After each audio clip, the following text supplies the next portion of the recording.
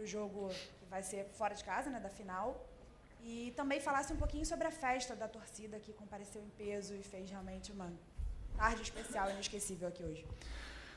Um grande jogo do Flamengo, um grande jogo do Atlético Mineiro. São duas grandes equipes que se enfrentaram e fizemos um primeiro tempo magnífico, mas foi muito difícil, um jogo muito difícil. Sabíamos que ia ser um jogo muito difícil, muito complicado. Não é à toa que estamos enfrentando um finalista da Libertadores e que ia ser assim, mas fiquei feliz com o que eu vi hoje no campo e obviamente que pro jogo de volta, para mim, é como se fosse 0-0, é a mesma coisa, mas eu tô muito feliz pelo que eu vi hoje dos meus jogadores e principalmente, como você falou, da nação, que já é chover no molhado, né? Sempre eles são um a mais quando eles empurram o time e os jogadores sentem isso e notam isso. Felipe, boa noite. Boa noite. Rodrigo Cerqueira, TV Globo. Logo que você assumiu o cargo, você foi muito perguntado sobre o Gabriel, o retorno, o aproveitamento dele. Em diversos momentos você passou confiança, disse acreditar no retorno dele e, inclusive, que quando a bola começasse a entrar, as coisas iam mudar. Os gols voltaram a aparecer, ele voltou a ser decisivo numa final, que acho que a torcida espera bastante. Eu queria que você fizesse uma avaliação desse momento que ele vive agora e nesse momento dele já retornando a fazer os gols e principalmente gols decisivos. Um jogador do nível do Gabriel, um jogador decisivo, você isso não consegue ensinar para alguém. Você não consegue ensinar um jogador a ser decisivo. Ou você tem ou você não tem. Existe um ditado, né, que o gol se compra. E eu concordo muito com isso. E o Gabriel tem gol. Não é à toa que é um dos maiores artilheiros desse clube, um dos maiores artilheiros em finais. E hoje nós vimos uma das melhores versões do Gabriel no campo. Mérito dele. Trabalhou, acreditou, obedeceu e escutou em todos os treinamentos, se dedicou o que mais, tratou o que mais, fez academia quando tinha que fazer, viu o vídeo quando tinha que ver e não existe sucesso sem trabalho. Trabalhou e hoje ele colheu os frutos, mas eu acredito que ele tem muito ainda pela frente para oferecer e ele não pode parar por aí. Felipe, aqui, Thiago Lima do GE, parabéns pela vitória, pela grande atuação.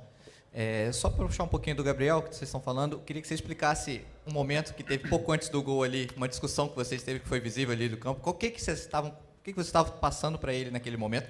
E queria te pedir para você comentar um pouco sobre o Léo Ortiz, porque a gente viu pós-jogo, ele estava um pouco abatido ali no meio de campo, quando acabou, sentou no campo, a gente viu os jogadores indo dar força para ele. Como é que ele estava no vestiário, como é que ele estava nesse momento dele, desse pós-jogo dele?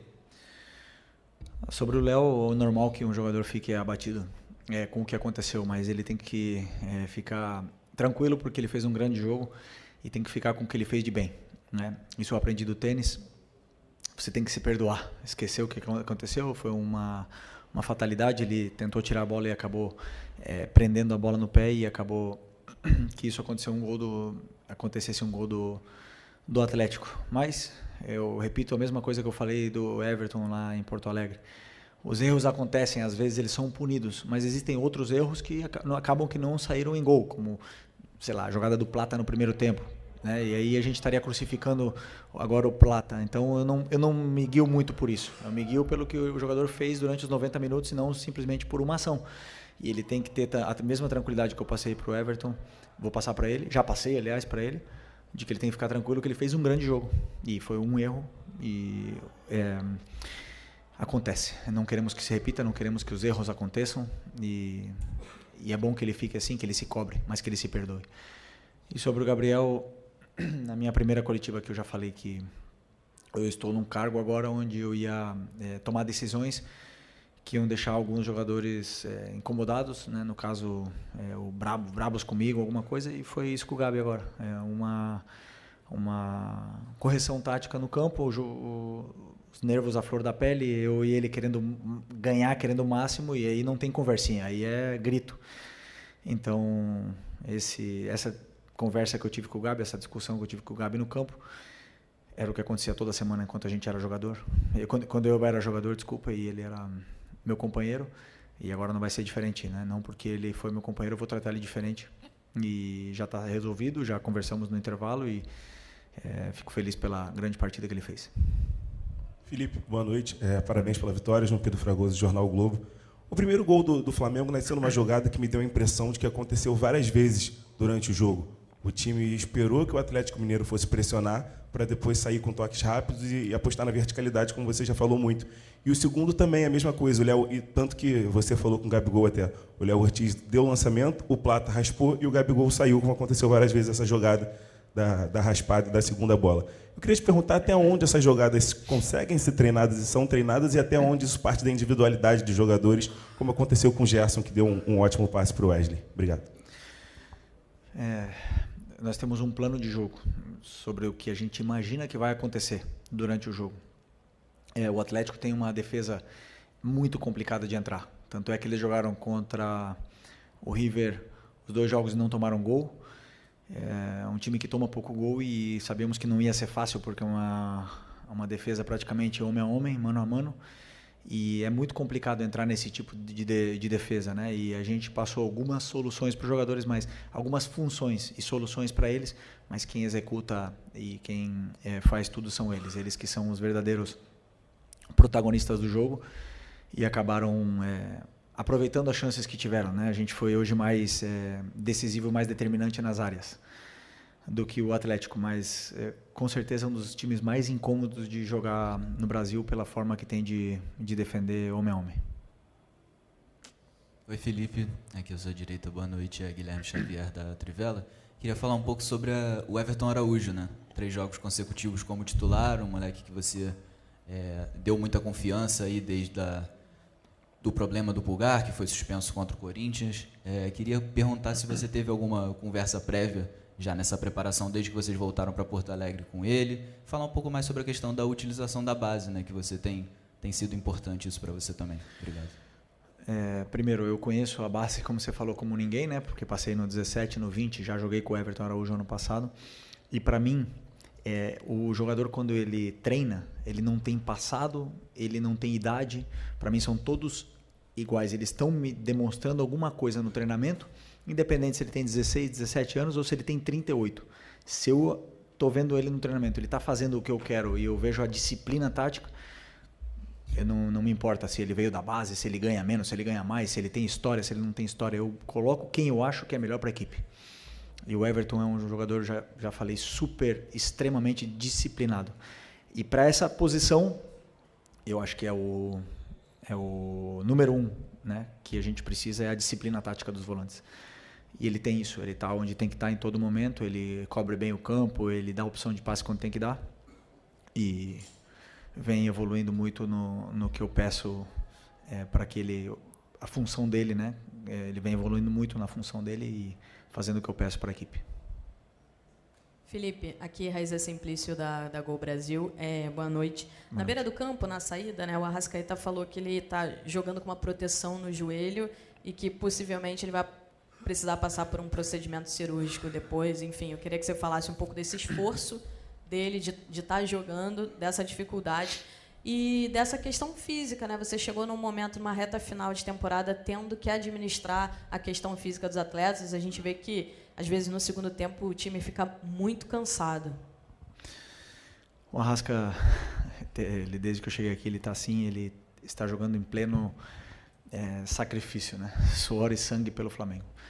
E eu admiro muito esse tipo de jogador que tolera a dor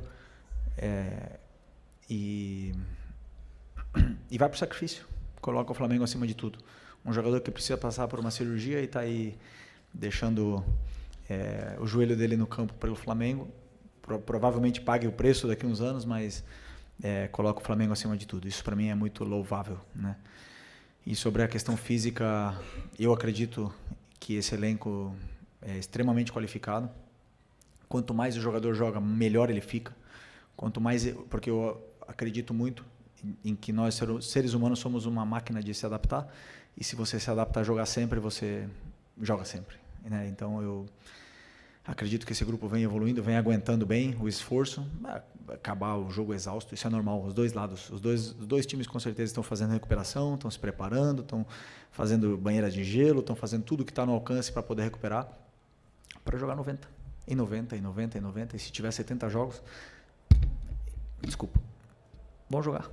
E não me importa, e vai jogar quem está melhor, e eu penso, como eu te falei, no momento, em tirar o melhor dos jogadores.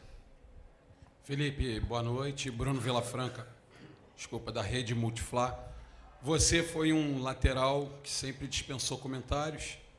O Wesley, queria falar um pouquinho sobre ele, tem crescido cada vez mais de produção. Não sei se você concorda que ainda com o antigo treinador ele já era um dos jogadores que conseguia se perceber que ele já vinha num crescimento.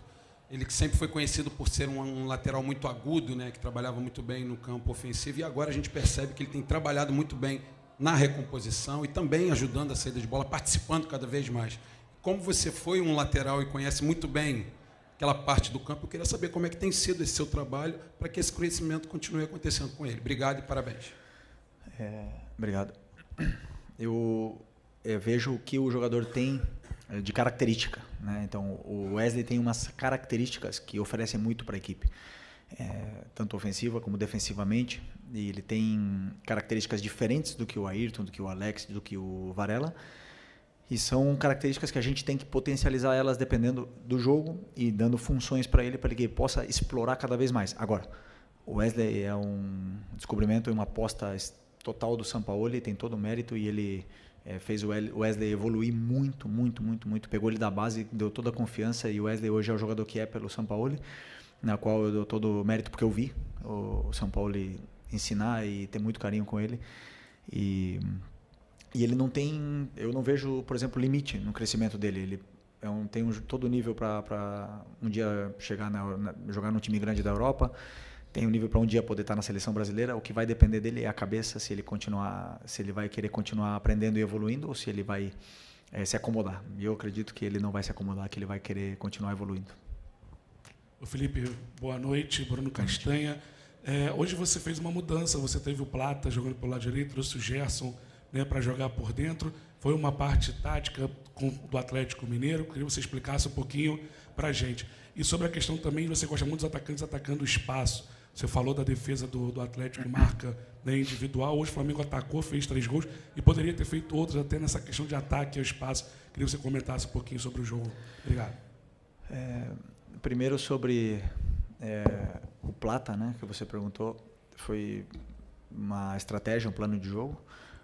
Como eu falei, eu não olho nomes, idade, no passado eu olho características e funções para poder potencializar a equipe e dar o que eu acredito que a equipe precisa. Vou acertar sempre? Com certeza não vou acertar sempre, né? E vocês estarão aí para,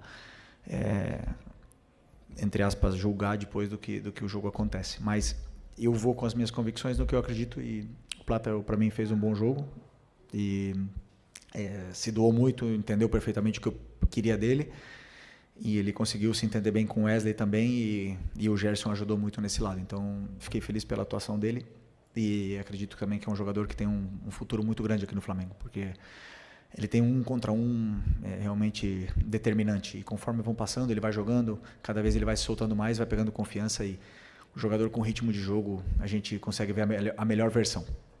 E a outra pergunta? Eu esqueci. Do ataque ao espaço. Eu não vejo outro tipo de futebol que não seja com ataque ao espaço. Eu acredito que é o diferencial, né? Se você tiver jogadores que atacam o espaço, você incomoda muito a defesa do adversário, você gera perigo de gol, e realmente para fazer gol você tem que atacar o espaço, você tem que criar esses movimentos de ruptura para poder estar mais perto do gol adversário. Não sempre o jogo é curto, o próprio Milito fala isso. O adversário vai te dizer como você tem que jogar, né? Se um adversário defende em bloco baixo, você obviamente que não tem espaço para romper, mas se um adversário te pressiona, você tem que ter jogadores que sabem atacar bem o espaço. Felipe, Marcos Coelho, Super Rádio Tupi, aqui atrás. Boa noite. Boa noite. Até voltar nesse tema que foi até um dos primeiros da coletiva e que consideramos nesse momento ressaltar. Fazia muito tempo que todos nós do lado de cá não repercutíamos um pós-jogo tendo o Gabigol como protagonista por causa do desempenho dele e pelo resultado apresentado. É algo que você estava totalmente acostumado quando você era atleta e ele vivia aquela fase dele, principalmente entre 2019 e 2022. Mas fazia um tempo que isso não acontecia. E para muita gente que veio hoje ao Maracanã, incluindo torcedores, é como se fosse uma espécie de um reforço, um jogador que estava ali, mas que ao mesmo tempo não estava conseguindo entregar o que todo mundo sabe, o potencial dele, principalmente em jogos decisivos. Queria que você falasse, em cima disso, a importância de você ter, entre aspas, de volta, até porque ele sempre esteve aqui, mas de volta por ser decisivo em um jogo grande, no momento mais crucial da temporada, que é a hora de você, quem sabe, confirmar um título que vai, de certa forma, terminar um ano com uma conquista que ficou na trave no ano passado, outras conquistas que não vieram recentemente, e essa chance de você ter esse protagonismo no Gabigol, fazendo o Flamengo retomar o caminho dos títulos. Calma, ainda faltam 90 minutos. Estamos muito longe do título ainda. Com toda a humildade do mundo, posso te garantir isso. Sempre tenho o máximo respeito ao futebol. Futebol, temos que entender o momento e respeitá-lo, né? Então, vocês podem até falar que está perto, para mim está muito longe. Mas, bom, sobre o Gabi, dizer que já falei em outras entrevistas, todas as coletivas que eu dou aqui, eu sempre tenho uma pergunta do Gabi, por que eu coloco, por que eu não coloco. O Gabi é 9. Ele é o 9 disponível do time hoje para essa final. É um jogador que tem gol, que sabe fazer gol. E, como eu repito, como eu falei, eu acredito que o gol não se ensina. Eu acredito nisso. Até que me provem o contrário. O gol se compra. E o Gabi tem gol. Então, claro que eu vou insistir na recuperação de um jogador, que ninguém esquece como se joga futebol, na recuperação de um jogador para que ele possa nos oferecer para a equipe o que a equipe não está tendo com a lesão do Pedro, que são gols. E o time tem que criar chances para que ele possa fazer gol e aí poder ver a melhor versão do Gabi. Mas o mérito é todo dele, como eu falei. Ele trabalhou, se esforçou, escutou, aprendeu, lutou e hoje viu a recompensa. Foram muitos jogos que ele não viu a recompensa. E isso frustra, mas eu não vou deixar de... Eu vou repetir também o que eu falei na outra coletiva. Enquanto um jogador está comigo, eu nunca vou desistir dele. Seja ele quem for. Seja ele esteja vaiado, cobrado, criticado, eu não vou desistir desse jogador. Eu vou tentar recuperá-lo sempre porque por algo ele está aqui no Flamengo. Então... é a mesma coisa do que eu falo do Gabi, eu falo para os outros. Felipe, boa noite. Fernanda Pisotti, da Rádio Band News FM. Antes do jogo da volta, vocês têm um Cruzeiro pela frente, no meio de semana. E eu queria saber como você está pensando esse planejamento para esse jogo no meio de semana e se vocês vão ficar em BH, se volta para o Rio, como é que você está pensando? Se vai poupar jogadores para esse jogo também contra o Cruzeiro? O que você está pensando? Estou pensando em jantar. Primeira coisa. Caramba. Nem almocei.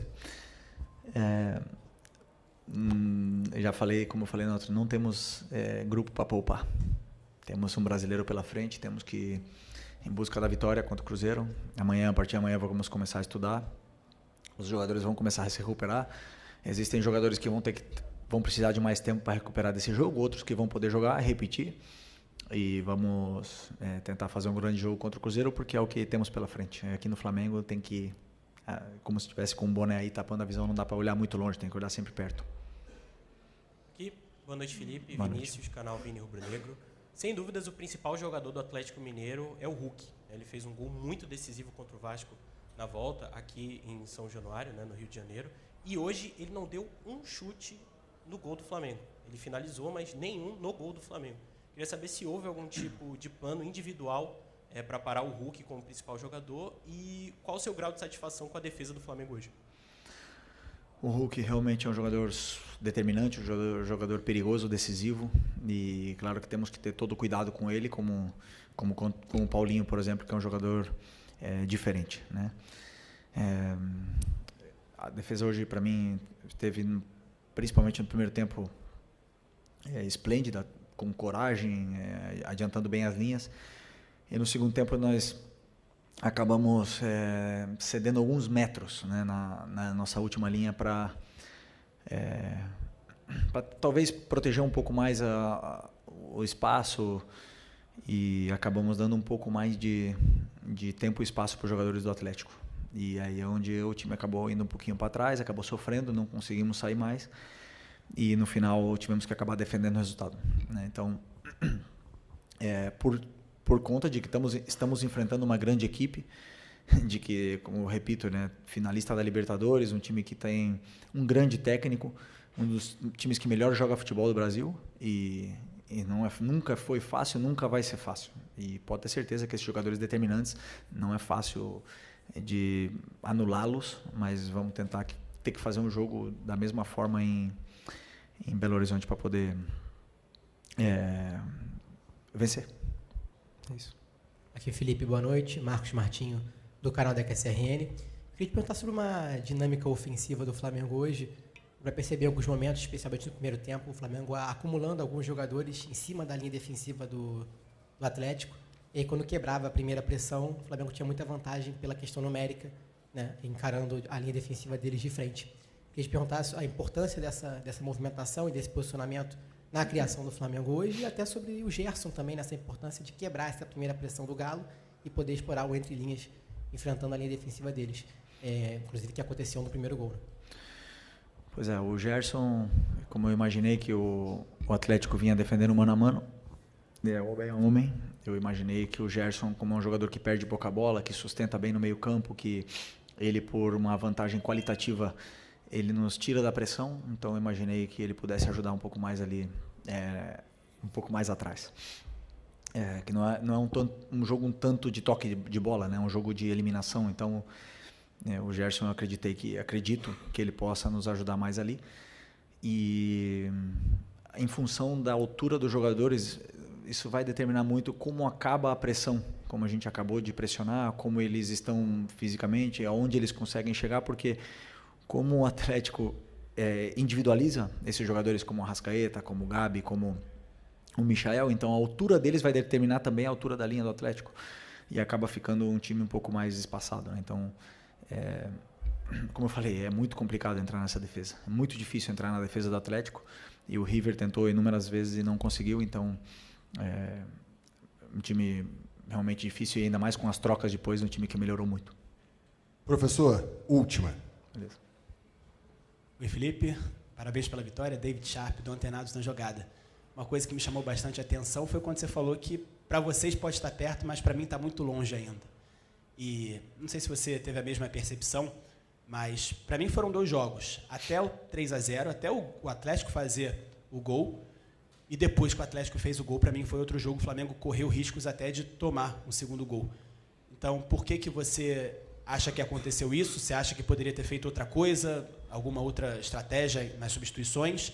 E se puder falar sobre o Gerson também, que, como o Marquinhos perguntou, em relação à resistência dele, porque são 3 jogos seguidos jogando os 90 minutos. É impressionante. Eu repito o que eu falei na outra pergunta. Na minha opinião, um jogador, quanto mais joga, melhor ele fica. Quanto mais ele se adapta a jogar 90 minutos, melhor.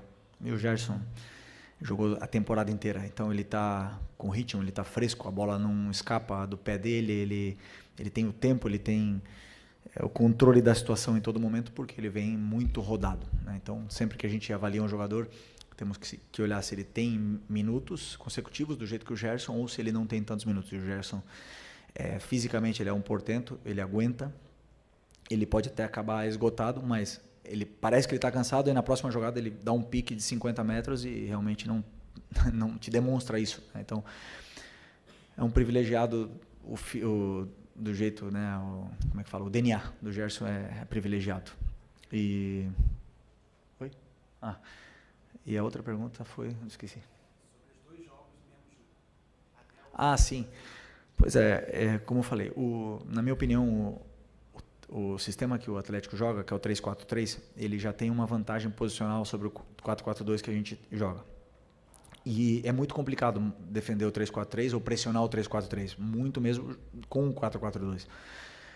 E no segundo tempo, ao baixar um pouco as linhas, acabou que demos essa vantagem posicional e esse tempo e espaço para os jogadores poder criar e causar problemas tanto no entrelinhas como nas laterais do campo. E eles geraram muita vantagem, como é que eu falo? Superioridade numérica, né, em cima dos nossos jogadores de meio. E isso é muito difícil você corrigir em cima da hora ou no meio do jogo, né? O que você pode fazer é colocar peças com mais força física ou igualar.